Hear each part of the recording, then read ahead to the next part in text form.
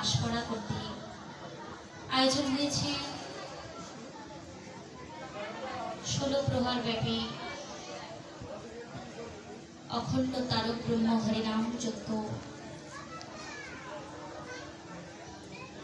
অনুষ্ঠানের শুভগন্ধাদি অধিবাসে আমরা সকলেই উপনীত হয়েছি অমৃত রূপী কথা শ্রীমদ্ ভাগবত কথামৃত আস্বাদন মানুষে ব্রতী হয়েছি। তে মাদিশ জীবনের পক্ষে আমার গৌর গোবিন্দের অমৃতময় হরিকথা একেবারেই অসম্ভব, ইহাতে বিন্দুমাত্র সন্দেহ নাই। তবে মাদিশ জীবনের দীক্ষাগুরু পাদ পদ্ম হরিজি শ্রী শ্রী রাধা গোবিন্দ সেবাশ্রমের সেবাচার্য শ্রী শ্রী নিতাই দাস নারায়ণচন্দ্র গোস্বামী প্রভুপাদের চরণধূলির অহেতুকী কৃপাপ্রসাদকে সম্মান করে খেদাপাড়া বাবা বুদ্ধনাথ ধাম পার্থসারথী গীতা বিদ্যাপীঠের সকল শিক্ষকের চরণধূলিকে আশ্রয় করে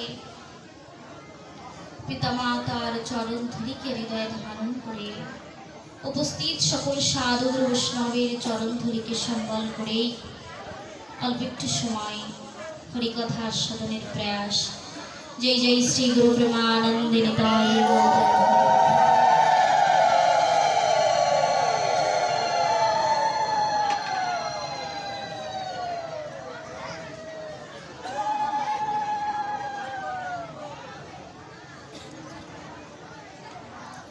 অবতার কলিযুগ জীবের একমাত্র আশ্রয় নবদ্বীপ চন্দ্র নদিয়ার ধন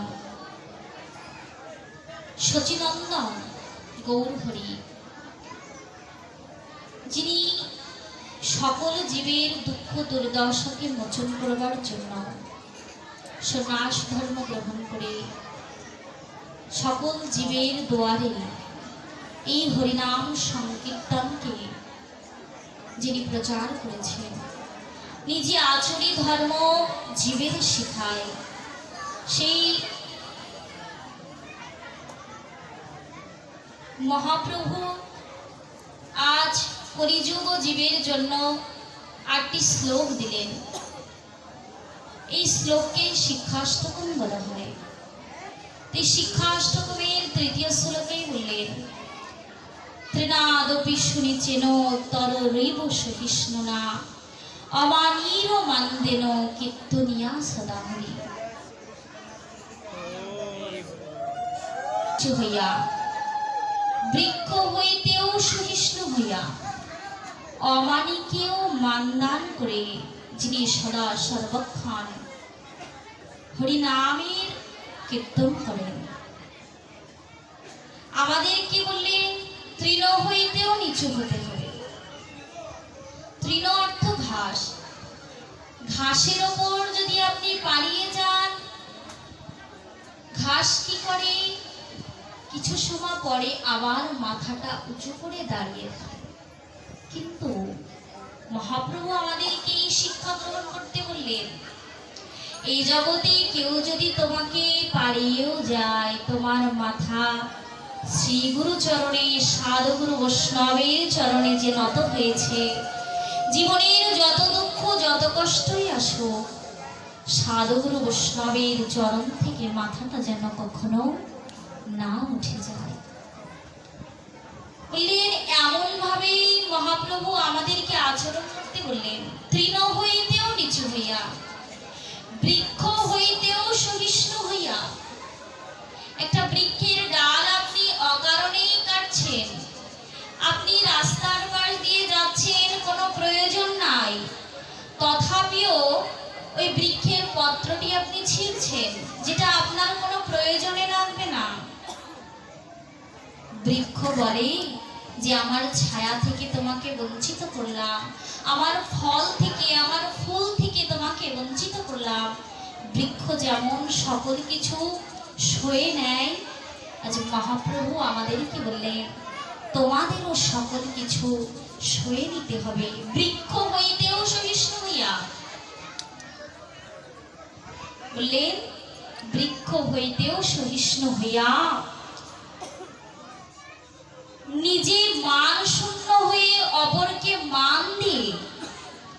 সদা সর্বক্ষণ হরিনাম সংকীর্তনের সঙ্গে যুক্ত থাকবার কথা বললেন।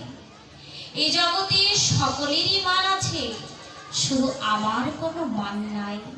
এমন ভাবে নিজেকে গোবিন্দের চরণে, শ্রী গুরুদেবের শ্রী রাতুল চরণে সমর্পণ করতে হবে। আজ মা আমার মতো অমানিকে, আমার মতো পাপীকেও আজ এই আসরে আসীন করে যারা হরিকথা বলবার জন্য এসেছিলেন, তাদের করুণা, তাদের কৃপা দৃষ্টি দিয়ে এই মারিস জীবধনকে কৃপা আশীর্বাদ প্রদান করেছেন।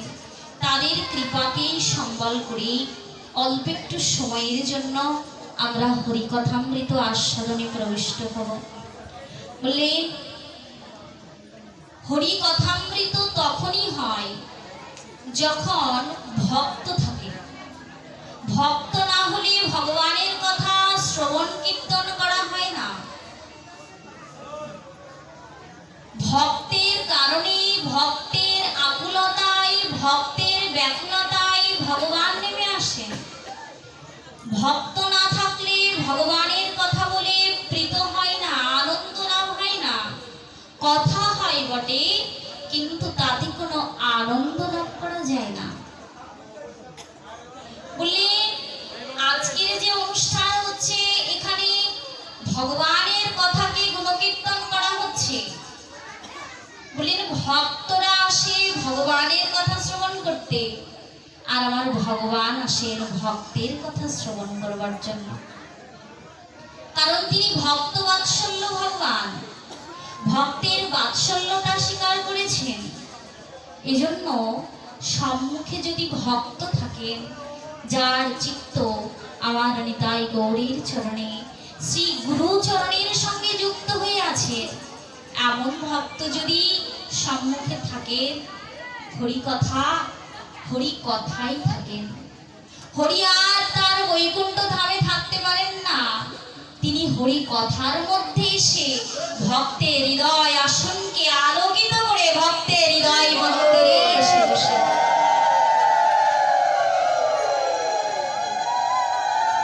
কিন্তু আমাদের কি হয়, বাইরের সৌন্দর্য হয়, কিন্তু যেখানে এসে আমার ভগবান বসবেন সেই হৃদয়টাকে সুন্দর করে সাজাতে পারি না। বাইরেকে খুব সুন্দর করে সাজালাম, কিন্তু ভগবানকে তো বাইরে বসালে হবে না, হৃদয় মন্দিরে বসাতে হবে। ভগবান কোথায় বসেন? রত্ন সিংহাসনে। এই জগতে রত্নের সিংহাসন আমরা তৈরি করতে পারবো না। তো ভগবান বললেন, যদি তোমার হৃদয় সিংহাসনে বসাতে পারো, ওই রত্ন সিংহাসনের থেকেও সেটি আমার কাছে বড় আদরণীয় হবে। কিন্তু সৌন্দর্যটা বাইরের হয়ে গেল, অন্তরের সৌন্দর্য, হৃদয়ের সৌন্দর্যের কথা আমরা মনে করতে পারি নাই। ভাগবত কথাতে এই চতুর্দিকে ভক্ত থাকলে হয় না। কারণ ভাগবত কথা হয় ভক্ত দর্শন করে, পেছনে যে ভক্ত আছে তাদেরকে দেখাই যাচ্ছে না। এজন্য ভগবানের কথা, হরি কথা শ্রবণ করতে হয় কেমন করে, এটি দৃষ্টান্ত দিচ্ছে। নবদ্বীপের সমাজ বাড়িতে প্রতিনিয়তই বিকালে পাঠ হয়। সিদ্ধ রাধারমন চরণদাস বাবাজি মহারাজ তিনি প্রতিনিয়তই পাঠ করেন। তো সকল ভক্তবৃন্দ আসেন পাঠ শ্রবণ করবার জন্য। তো সকল ভক্তবৃন্দের সঙ্গে একটি কুকুরও প্রতিদিন পাঠ শ্রবণ করতে আসতেন। তো সকল ভক্তবৃন্দ পাঠের সম্মুখে বসতে, এই কুকুর রূপী মহাত্মাও তিনি পাঠ শ্রবণ করতে পাঠের সম্মুখে বসতেন। তো আমরা তো বসি এখানে, শুধু দেহটাই বসে আছে, মন যে কোথায় আছে, আমরা মনহি চঞ্চলম, চঞ্চল মন এক মিনিটও এক জায়গায় থাকতে পারে না। কিন্তু এই কুকুর রূপী মহাত্মা তিনি পাঠ শ্রবণ করে বসতেন, করবার জন্য দুপা সামনের দিকে দিয়ে মাথাটা মাটিতে লাগিয়ে দিয়ে কানটা খাড়া করে হরিকথা শ্রবণ করবার জন্য বসতেন, যেন কর্ণে আর কোনো কথা প্রবেশ করতে না পারে। তো এমন ভাবে প্রতিদিনই তিনি দুপা সামনের দিকে দিয়ে মাথাটা কাত করে কানটা খাড়া করে প্রতিদিন বিকালে পাঠ শ্রবণ করতেন। বাবা পাঠ শেষ করে এসে মহাত্মা রূপী কুকুরকে বলতেন, প্রসাদ পেয়ে যেও। সকলের সাথে বসে কুকুর রূপী মহাত্মা প্রসাদ পেয়ে যেতেন। তো আজ কি হয়েছে, পাঠ সমাপন্তে পাঠ শেষ হয়ে গেছে, সকলেই প্রসাদ পেতে চলে গেছেন, কিন্তু এই মহাত্মার প্রসাদ পেতে যাননি। দুপা সামনের দিকে দিয়ে কানটা খাড়া করে যিনি হরিকথামৃত আস্বাদন করাচ্ছেন তার দিকেই অপলক নেত্রে তাকিয়ে আছেন। সিদ্ধ বাবা এসে মহাত্মার মাথায় হাত দিয়ে বলছেন, কিরে ভক্ত, প্রতিদিনই তো পাঠ শ্রবণ করে প্রসাদ পেতে যাস, আজ আর প্রসাদ পেতে গেলি না?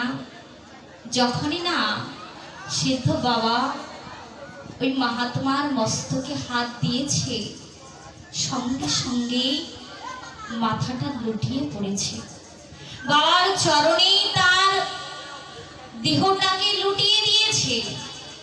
কেন না, হরি কথা শ্রবণ করতে করতে আজ হরির চরণেই তার প্রাণটাকে দিয়ে দিয়েছে। সিদ্ধ রাধারমন চরণদাস বাবাজি মহারাজ তিনি ওই ভক্তকে জড়িয়ে ধরে বলছেন, আরে আমাকেও একটু শিখিয়ে জানা, তোর মতো করে যেন আমিও ভগবানের কথা শ্রবণ করতে করতে, হরি কথা শ্রবণ করতে করতে আমার এই দেহটাকেও যেন আমার নিতাই গৌরের চরণে সমর্পণ করে দিতে পারি, আমাকে একটু শিখিয়ে জানা হরি কথা কেমন করে শ্রবণ করতে হয়। গোবিন্দ, প্রাণ চলে যায় যাক, কিন্তু তোমার কথা থেকে যেন চ্যুত না হয়ে যায়, তোমার কথা থেকে যেন বঞ্চিত না হয়ে যায়। সারাটা জীবন ধরে সংসার বিষয় চিন্তায় রত হয়ে থাকলাম, একবারও হৃদয়ে অনুভূতি হলো না বঞ্চিতস্মি বঞ্চিতস্মি, আমি বঞ্চিত হয়ে গেলাম, হরি কথা থেকে বঞ্চিত হয়ে গেলাম, সাধুগুরু বৈষ্ণবের কৃপা থেকে বঞ্চিত হয়ে গেলাম। চিত্তে এই হাহাকার কখনো জাগলো না। জেগেছে কার? বললেন, যার সঙ্গ হয়েছে, সাধুগুরু বৈষ্ণবের সঙ্গের সাথে যিনি যুক্ত থাকতে পেরেছেন, তার চিত্তে এই হাহাকার এসেছে। এই জন্ম তো বৃথায় কেটে গেল, সংসারের সুখের মধ্যে দুঃখের মধ্যে থেকে, বিষয়ের মধ্যে থেকে জীবন তো এমনিতেই পার হয়ে গেল। হরি ভজন করবার জন্য এসে আমার ভজন করা হলো না, আমার গুরু গোবিন্দের চরণকে স্মরণ করা হলো না। এই হাহাকার আমাদের হৃদয়ে আছে কি? আমরা বাইরের সুখটাকেই সুখ মনে করছি, কিন্তু এই সুখ কতদিনের জন্য? যে সুখকে আপনি ভোগ করছেন এই দেহ দ্বারা, এই দেহই বা কতদিন আপনার থাকবে? এজন্য সেই প্রকৃত সুখের সন্ধান করতে হলে আমাদের শ্রী গুরু চরণকে আশ্রয় করতে হবে, সাধুগুরু বৈষ্ণবের চরণকে আশ্রয় করতে হবে। তাদের পদাঙ্ক অনুসরণ করে জীবন পরিচালনা করলেই তবেই আমরা পরম শান্তি, পরম আনন্দ লাভ করতে পারব। তাই মহাপ্রভু বললেন, চেতোদর্পণ মার্জনাম ভব মহাদাবাগ্নি নির্বাপনাম শ্রেয় কৈরব চন্দ্রিকা বিতরণাম বিদ্যাবোধ জীবনাম আনন্দম বুদ্ধিবর্ধনাম প্রতিপাদাম পূর্ণামৃত আস্বাদনাম সর্বত্নো স্বপ্নাম পরম বিজয়তে শ্রীকৃষ্ণ সংকীর্তনাম। বললেন, চিত্তরূপ দর্পণের মার্জনকারী, ভবরূপ মহাদাবাগ্নি নির্বাপনকারী, জীবের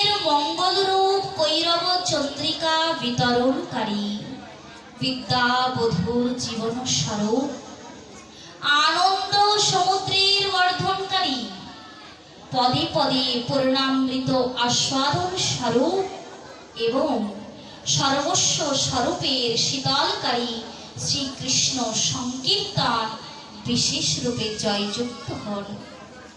আজকের এই অধিবাসের শুভ লগ্নে গোবিন্দের সেই দিব্য নাম, নাম নামি অভেদ, যেই নাম সেই কৃষ্ণ ভজনিষ্ঠা করি, নামেরও সহিত আছেন আপন।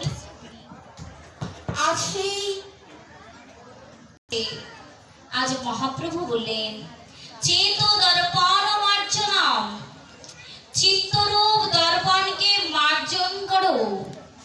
কেন না, অনন্ত জন্মের কামনা বাসনায় আমাদের চিত্তের উপর ধূলিকণা পড়েছে।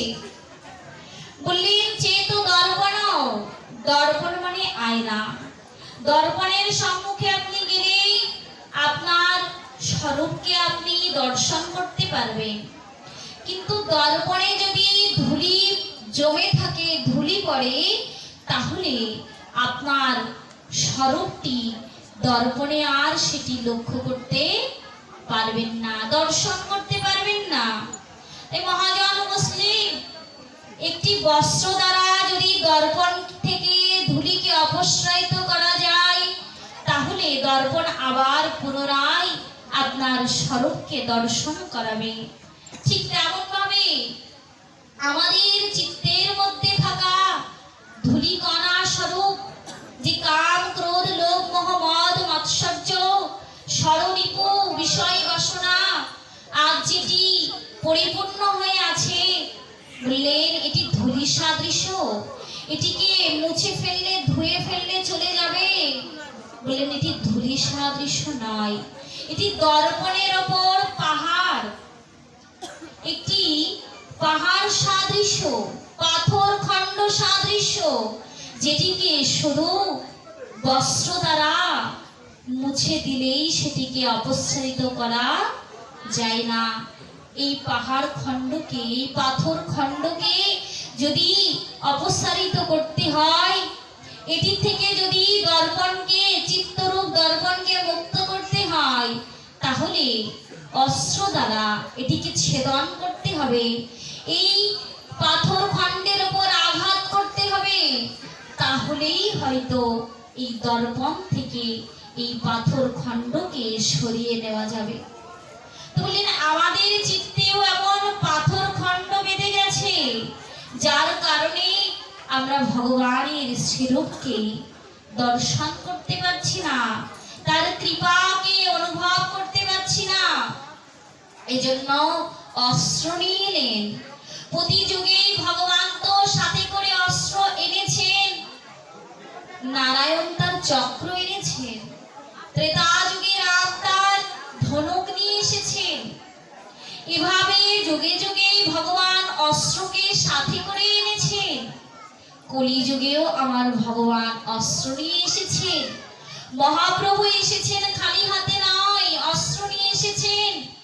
কি অস্ত্র নিয়ে আসলেন? আমাদের চিত্তের, আমাদের হৃদয়ের এই পাথর খণ্ডকে নষ্ট করবার জন্য, পাথর খণ্ড থেকে আমাদের চিত্তরূপ দর্পণকে মুক্ত করবার জন্য কি অস্ত্র আনলেন? বললেন এই কলিযুগের একমাত্র অস্ত্রই হচ্ছে চোখের জল। আমার নিতাই বলে, আমার গৌর বলে দোয়া উত্তোলন করে চোখের জলে যদি সদা সর্বক্ষণ নামের সঙ্গে যুক্ত থাকতে পারো, তাহলেই তোমার চিত্তের এই পাথর খণ্ড থেকে তুমি মুক্ত হতে পারবে।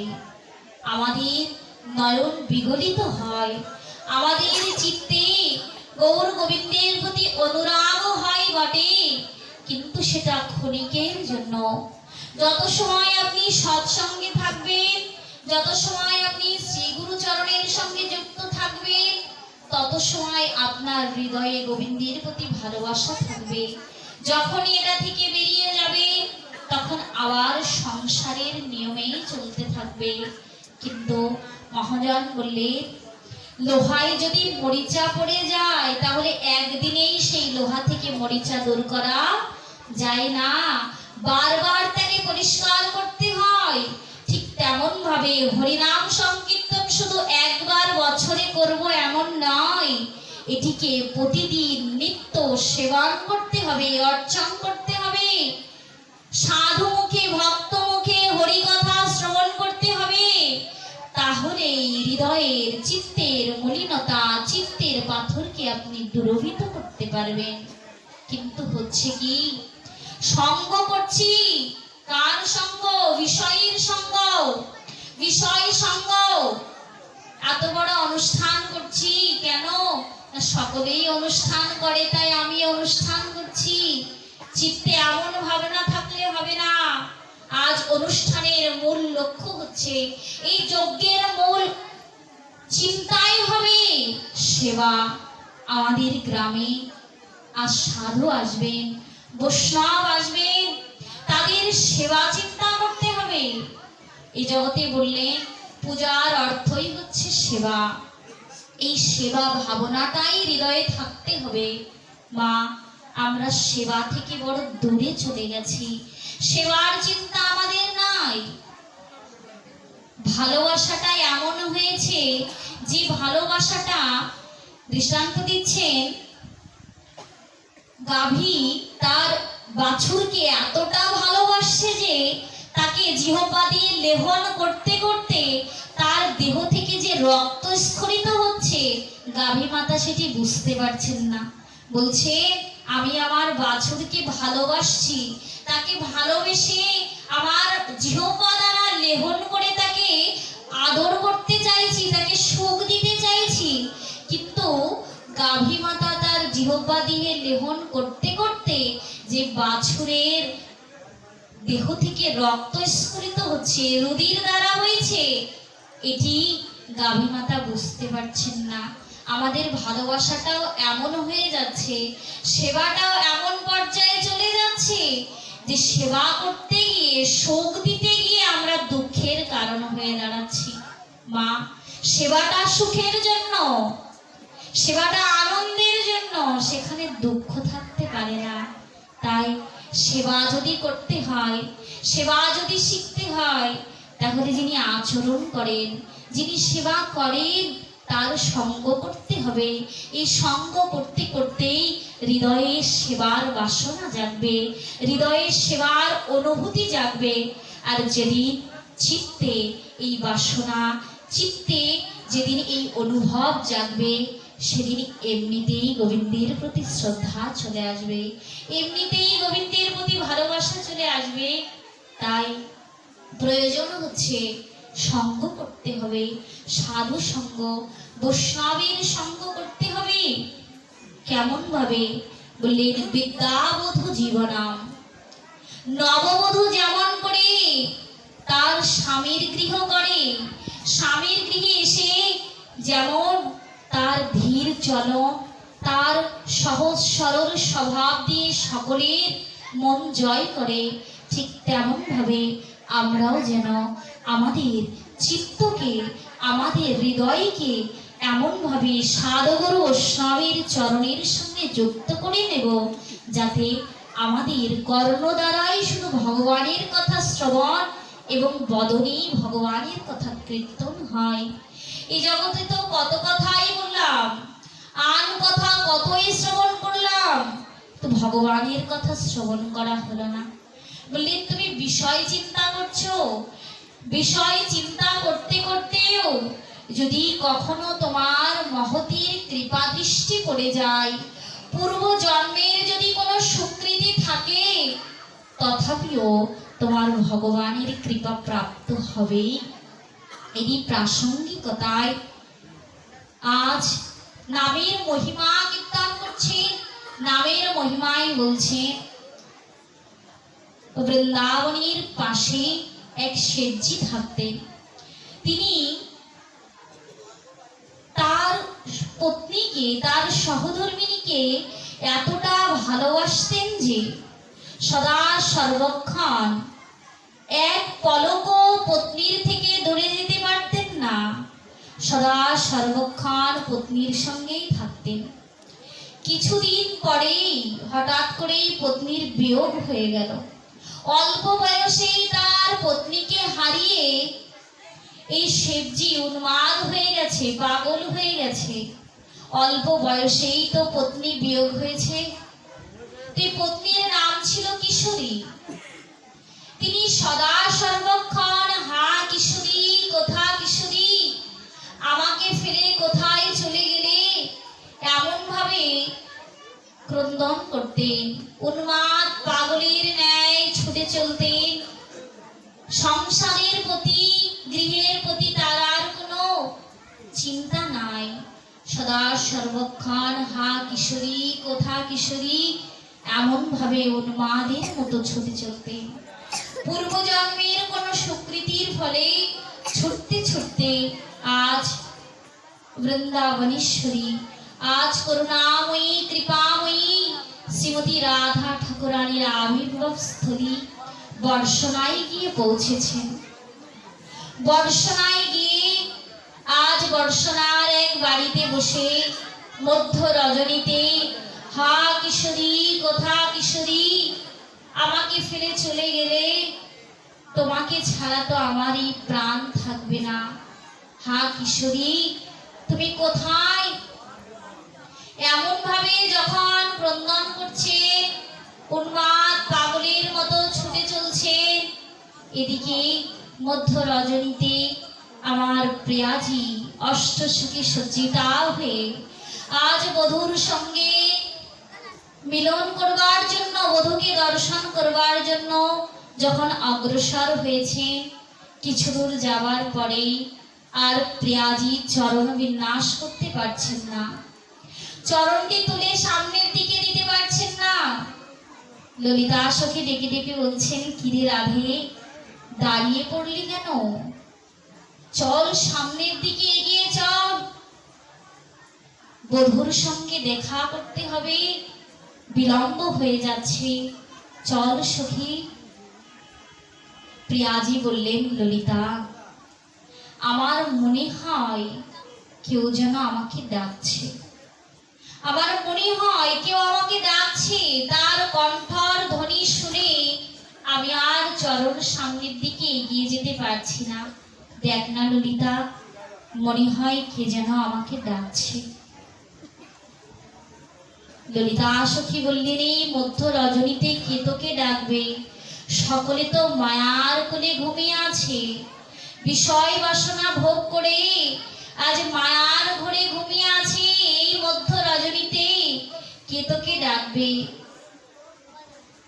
প্রিয়াজি বললেন, তুই জানা ললিতা, আমার মন বলছে কেউ আমাকে ডাকছে।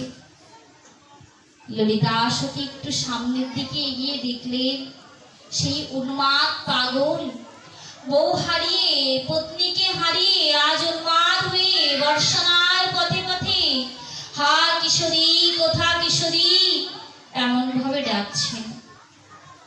আমাকে ফেলে চলে গেলে, বললেন, এই হৃদয়ে সংসারের জন্য কাঁদে। হৃদয়ে সংসারের প্রতিটা মানুষের জন্য চিন্তা হয়, কিন্তু যার চিন্তা করবার জন্য এই মনুষ্য জন্ম পেয়েছি, হরিভজনের জন্ম পেয়েছি, একবারও তার চিন্তা করলাম না। হৃদয়ে একবারও এই ধ্বনিত হলো না, দিল কি हर धड़कन से तेरा नाम निकलता है, तेरे दर्शन को मोहन तेरा दास दरसता है, दिल की हर धड़कन से तेरा नाम निकलता है।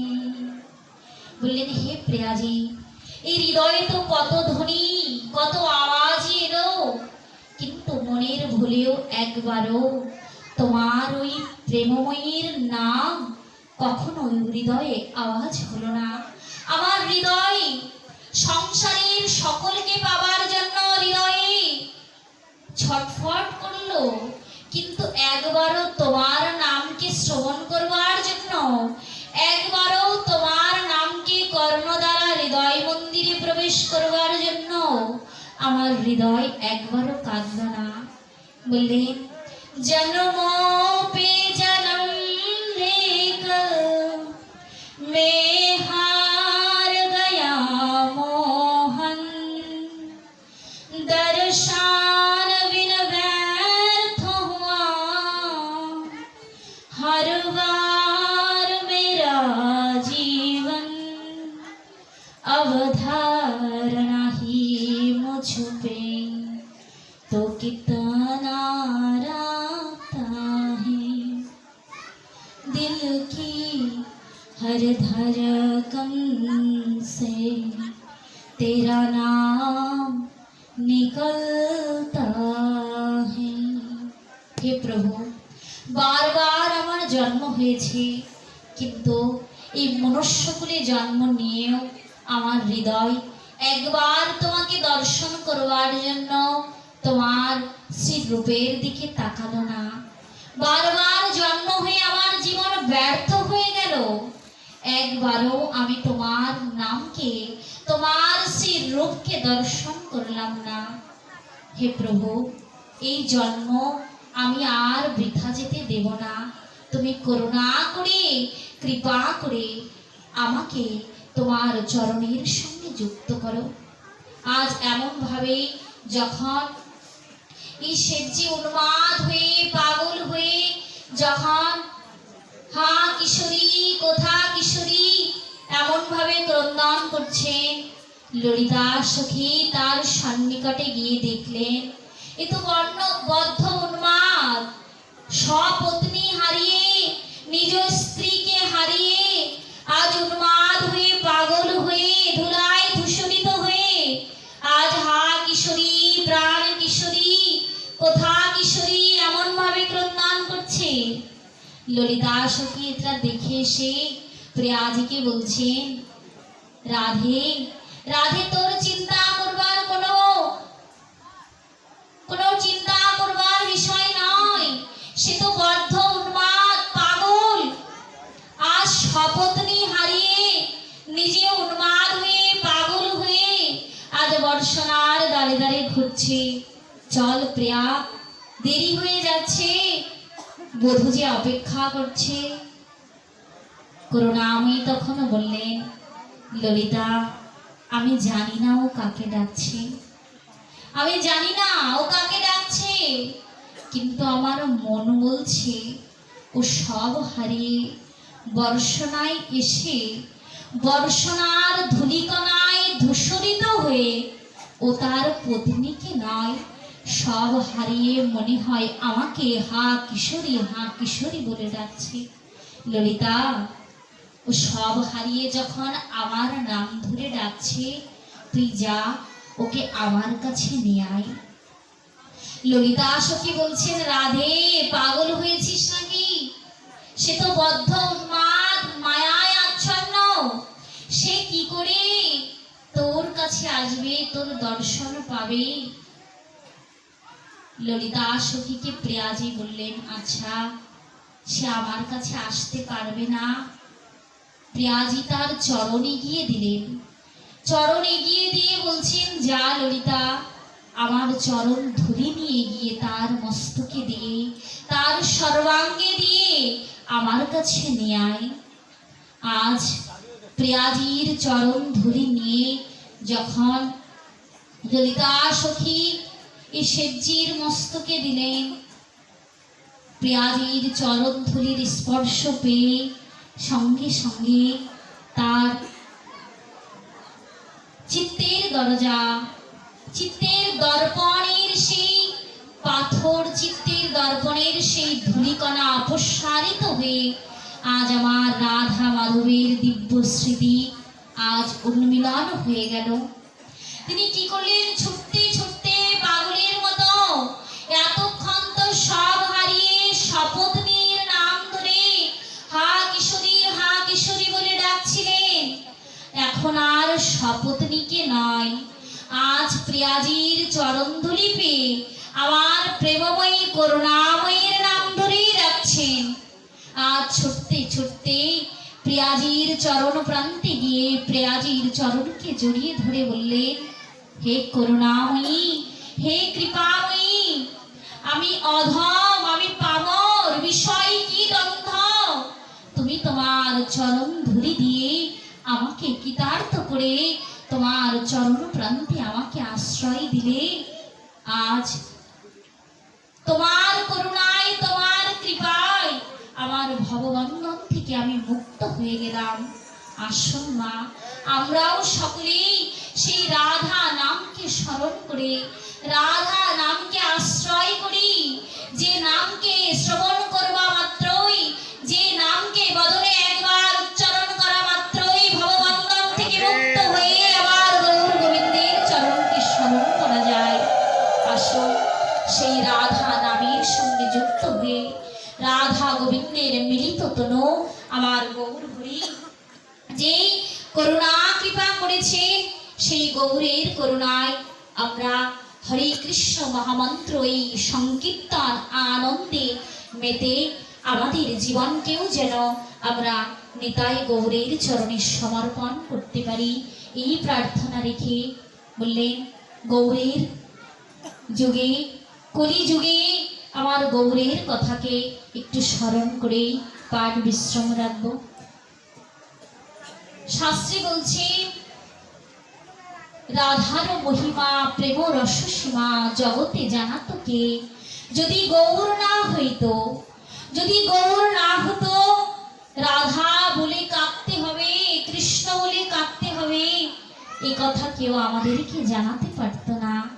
তাই আমার মহাপ্রভু যখন রাধা নামে বিভাবিত হয়ে রাধা গুণগান করতে করতে যখন ওই ঝাড়িখণ্ডের বন জঙ্গল দিয়ে বৃন্দাবনের পথে গমনের জন্য উদ্যত হয়েছেন, ঝাড়িখণ্ডের পথ দিয়ে আমার মহাপ্রভু যাচ্ছেন হেমদণ্ড বাহু করে, দুবাহু উত্তোলন করে, রাধে রাধে গুণকীর্তন করতে করতে যখন সেই ঝাড়িখণ্ডের বনের পথে গমন করছেন, আজ মহাপ্রভুর বদনে সেই প্রিয়ার নামকে শ্রবণ করে, রাধা গুণগান শ্রবণ করে বনের যত হিংস্র পশু ছিল তারা সকলেই উদ্যত হয়ে ছুটে এসেছে। বনের মধ্যে ছুটে এসে তাদের হিংস্র ভাব দ্বারা প্রদর্শন করছে, কিন্তু তারা আমার মহাপ্রভুর দিব্য সৌম্য মূর্তি দর্শন করে নয়নে নয়নশ্রু বিগলিত হয়ে দিব্য কণ্ঠে আমার প্রিয়াজির নাম, আমার গোবিন্দের নাম যখন কীর্তন করছে, রাধা গোবিন্দের সেই নিত্য দিব্য নামকে কীর্তন করছেন ভাবে বিভাবিত হয়ে, হেমদণ্ড বাহু করে আমার মহাপ্রভু যখন কীর্তন আনন্দে মাতোয়ারা হয়ে গেছেন, বনের পশু বাঘ সিংহ হরিণ আজ সকলেই যেন আমার মহাপ্রভুকে দর্শন করে তারাও বিভোর হয়ে গেছেন। মহাপ্রভুর দিব্য রূপ দর্শন করে আজ তাদের নয়ন সার্থক, মহাপ্রভুর কণ্ঠে ধ্বনিত দিব্য নাম শ্রবণ করে আজ তাদের কর্ণ যেন সার্থক হয়ে গেছে। আজ বনের পশু হয়েও জন্মগ্রহণ করে আজ যেন আপন মনে মহাপ্রভুকে তাদের হৃদয়ের অনুভূতি দিয়ে বলছে, প্রভু জন্ম দিয়েছ পশুকুলে, আমাদের তো বদন দিয়েছ, কিন্তু বদন ভরে যে তোমার নাম গুণ কীর্তন করব এই ক্ষমতা এই সামর্থ্য আমাদের দাও নাই। প্রভু আমাদের তো দুটি বাহু দাও নাই যে তোমার নাম শ্রবণ করে দুবাহু উত্তোলন করে কীর্তন করব। প্রভু জন্ম দিয়েছ পশুকুলে, কিন্তু তোমার নাম শ্রবণ করে তোমার এই সৌম্য মূর্তি দর্শন করে আমাদের কি মনে হচ্ছে জানো, আমরা আমাদের পশুত্ব স্বভাবকে ভুলে গিয়ে যেন তোমার চরণে শরণাগতি হয়ে যায়। আজ বনের বাঘ, বনের সিংহ হরিণ তারা তাদের পশুত্ব স্বভাব ভুলে গিয়ে আজ গৌর চরণে লুটিয়ে পড়ে তারা গৌর চরণকে চুম্বন করছে, তাদের জিহ্বা দ্বারা তারা গৌর চরণকে লেখন করছে। আর বললেন, এমন কোমল চরণে তো কিছু দিতে হয়। প্রভু, কি দিব তোমার চরণে? আজ যারা তোমার চরণকে পেয়েছে তারা তো গঙ্গা জলে তোমার চরণকে ধৌত করে দেয়, কিন্তু আমরা তো পশুকুলে জন্ম নিয়েছি, আমরা তো তোমার চরণকে অমন ভাবে ধৌত করে দিতে পারবো না। তাই আজ বনের পশু তারা নয়ন জলে আমার গৌর চরণকে ধৌত করে দিচ্ছেন আর গৌরের চরণে প্রার্থনা নিবেদন করছে। আমাদের তো এমন কোনো স্বীকৃতি নাই, আমাদের তো এমন কোনো ভজন নাই, কিন্তু এই গৌর হরি তুমি তো পতিত পাবন, তুমি তো করুণায় সিক্ত হয়ে আমার রাধা রানীর প্রেম সম্পদকে, রাধা রানীর ভাবকে নিয়েই এসেছো। হে গৌর হরি, আবার যদি কখনো এই ধরাধামে আমাদেরকে জন্ম দাও, আমরা যেন তোমার চরণ থেকে কখনো বঞ্চিত না হই। হে গৌর হরি, আমাদেরকে কৃপা করো। আজ যখন সর্বস্ব দিয়ে আমার গৌর চরণে সমর্পণ করলেন, তখন আমার গৌর হরি বললেন, এ জগতে যে আমাকে যা দেয়, ये यथा मां प्रपद्यन्ते तमस्ततैव भजं महा मम वर्तानुवर्तन्ते मनुष्य पार्थ सर्वस्व। যে আমাকে যেভাবে ভজনা করে আমি তাকে সেইভাবেই কৃপা করি। তোমরা তোমার সর্বস্ব আমার চরণে সমর্পণ করে আমার চরণকে আশ্রয় করেছ। আজ ভাবাবেশে প্রেমাবেশে আমার মহাপ্রভু তাদেরকে মহাপ্রভুর সর্বস্ব দিয়ে আজ হরিণকে, আজ ব্যাঘ্রকে আমার মহাপ্রভু জড়িয়ে ধরলেন ভক্তমণি করে। আজ আমার মহাপ্রভুর অঙ্গস্পর্শ পেয়ে আজ হরিণ, আজ ব্যাঘ্র তাদের পশুত্ব স্বভাব, তাদের স্বভাব থেকে তারা স্বভাবকে পরিত্যাগ করে আজ একে অপরকে জড়িয়ে ধরছে, চুম্বন করছে, আলিঙ্গন করছেন। এই রঙ্গ দেখে বনের পশু তারা স্বভাব ভুলে গেল, কিন্তু মনুষ্য জন্ম পেয়ে, হরি ভজনের জন্ম পেয়ে আমার চিত্তে এমন ভাবনার উদয় হলো না, আমার চিত্তে জাগলো না। এই সংসারে তো আছি দুদিনের জন্য, অহর্নিশি খাচ্ছি, ঘুমাচ্ছি, সংসারের কার্য করেই চলে যাচ্ছি। সূর্য পূর্ব দিগন্তে উঠেছে, পশ্চিম দিগন্তে আবার অস্তমিত হয়ে যাবে। এই সূর্য উঠছে আর ডুবে যাচ্ছে, সাথে সাথে আমাদের আয়ু সূর্যকেও ডুবিয়ে দিয়ে যাচ্ছে। আমরা তো জানি না কার কখনো জীবনের বেলা চলে যায়। আজ মহাপ্রভুর করুণার যুগে, মহাপ্রভুর কৃপার যুগে এসেও যদি নিজস্ব স্বভাবকে পরিত্যাগ করতে না পারি, সাধুগুরু বৈষ্ণবের চরণ কৃপা পেয়েও তারা আসছেন আমাদের দ্বারে, তাদেরকে যদি আপন করে তাদের পদাঙ্ক অনুসরণ করতে না পারি, এই জন্মে আমাদের এমনভাবে পতিত হয়ে থেকে যেতে হবে। পতিত পাবন এসেছেন বটে, দুবাহু উত্তোলন করে ডাকছেন, কিন্তু সেই পতিত পাবনের দিকে ছুটে যেতে পারলাম না। আসুন আমাদের চিত্তে এই ভাবনায় জাগ্রত হোক, মহাপ্রভুর কৃপাসিক্ত হয়ে মহাপ্রভুর বদনে দিব্য গোবিন্দের নাম শ্রবণ করে এই পশুর কি গতি হলো জানেন? তারা মহাপ্রভুর নামকে শ্রবণ করে, মহাপ্রভুর দিব্য রূপ দর্শন করে মহাপ্রভুকে ভক্তবৃন্দ বলছেন ব্রজের পথে চলবার জন্য। মহাপ্রভু চলছেন নাম করতে করতে, বনের পশু পাখিও চলছেন মহাপ্রভুর সঙ্গে সঙ্গে। পেছন ফিরে মহাপ্রভু বললেন, তোমাদের এটাই থাকবার জায়গা, তোমরা এখানেই থাকো, আমার সঙ্গে যেতে হবে না। এখানেই থেকে যদি প্রাণ ভরে আমার রাধা মাধবের নাম করতে পারো, রাধা মাধবী তোমার কাছে আসবে। মা, আমরা তো সংশয় বিষয়ে আবদ্ধ হয়ে আছি, মায়ার কারাগারে শৃঙ্খলিত হয়ে আছি,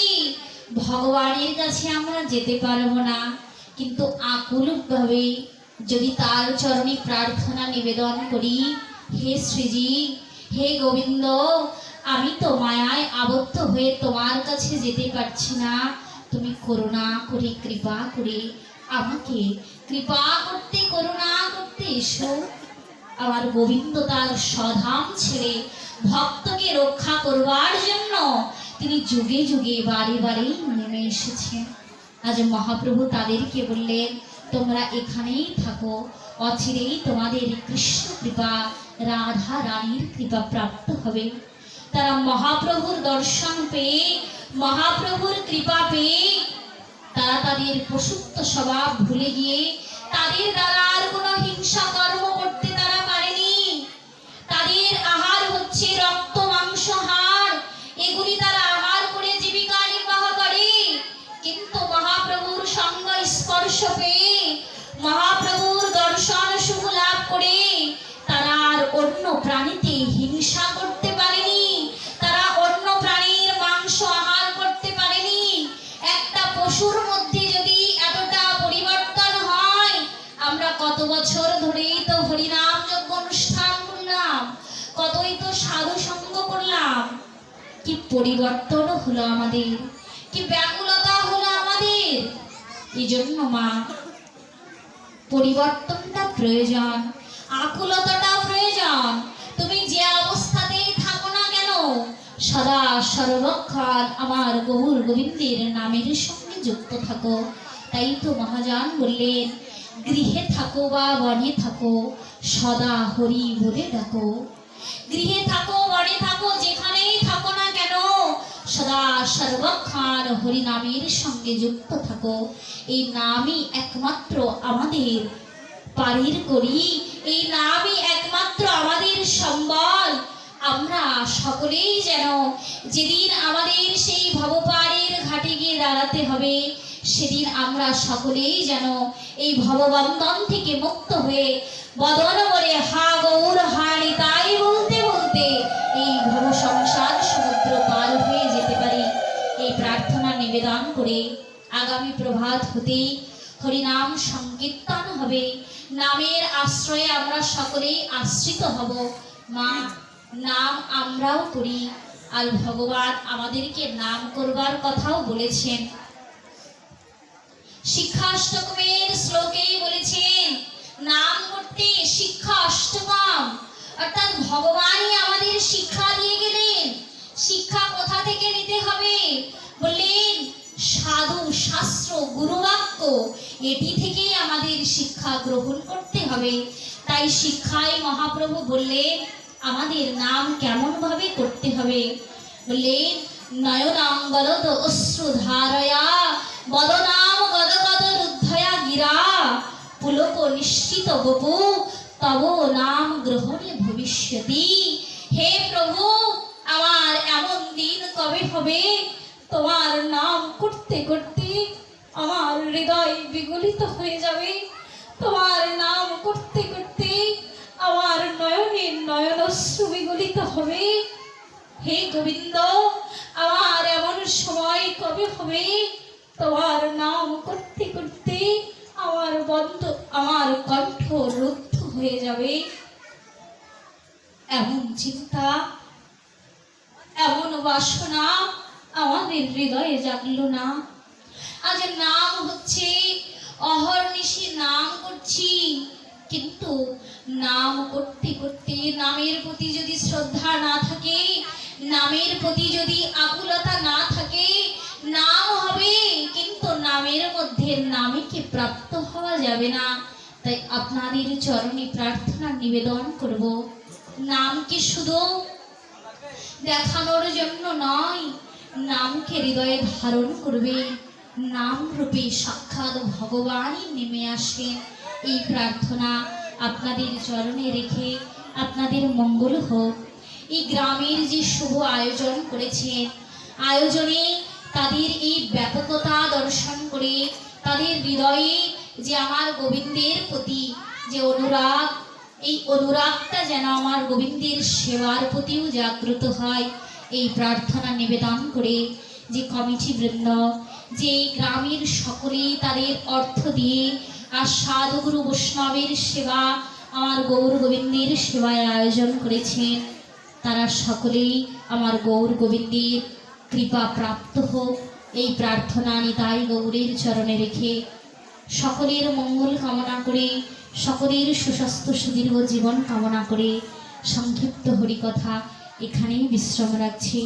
আমার বলার মধ্যে রসবাস হলে নিজের সন্তান হিসেবে ক্ষমা সুন্দর দৃষ্টিতে দেখবেন, আর এই মাদি সজীবধনকে একটু আশীর্বাদ করবেন। যে করে যে জনিতেই জন্ম হোক না কেন, যেন গৌর গোবিন্দের চরণকে স্মরণ করে অন্তিম সময়ে যেন তার নামকে স্মরণ রেখে এই দেহকে গৌর গোবিন্দের চরণে সমর্পণ করতে পারি, এই প্রার্থনা রেখে আপনাদের মঙ্গল কামনা করে হরিকথা এখানেই বিশ্রাম রাখছি।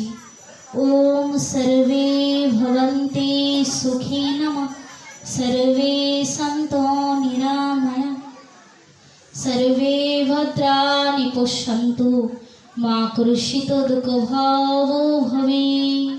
জগতের সকলেই সুখী হোক, সকলেই মঙ্গল লাভ করুক, কেউ যেন দুঃখ না পায়। ওম শান্তি, ওম শান্তি, ওম শান্তি। জয় জয় শ্রী গুরু প্রেমানন্দে নিতাই গৌর।